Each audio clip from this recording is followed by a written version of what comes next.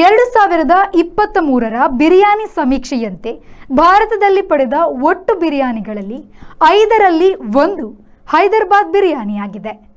ತೆಲಂಗಾಣದ ರಾಜಧಾನಿ ಹೈದರಾಬಾದ್ ಅನ್ನು ಭಾರತದ ಬಿರಿಯಾನಿ ರಾಜಧಾನಿ ಎಂದು ಕರೆಯಲಾಗುತ್ತದೆ. ಬಿರಿಯಾನಿಯ ಮೂಲ ಪರ್ಷಿಯಾ. ಮೊಘಲರಿಂದ ಅದು ಭಾರತದಲ್ಲಿ ಜನಪ್ರಿಯತೆ ಪಡೆದುಕೊಂಡಿದೆ. ಹಾಗಾಗಿ ಮೊಘಲಾಯಿ ಬಿರಿಯಾನಿ ಎನ್ನುವುದು ಕೂಡ ಭಾರತದಲ್ಲಿ ಪ್ರಸಿದ್ಧ ಎನ್ನಿಸಿದೆ.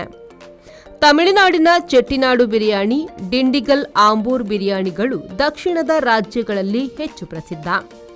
ಕರ್ನಾಟಕದಲ್ಲಿ ಮರಾಠ ಬಿರಿಯಾನಿಯ ಬಳಿಕ ಮುಸ್ಲಿಮರ ಮೊಘಲಾಯಿ ಮತ್ತು ಇತ್ತೀಚೆಗೆ ಮಲೆನಾಡು ದೊನ್ನೆ ಬಿರಿಯಾನಿ ಹೆಚ್ಚು ಖ್ಯಾತಿ ಗಳಿಸುತ್ತಿದೆ.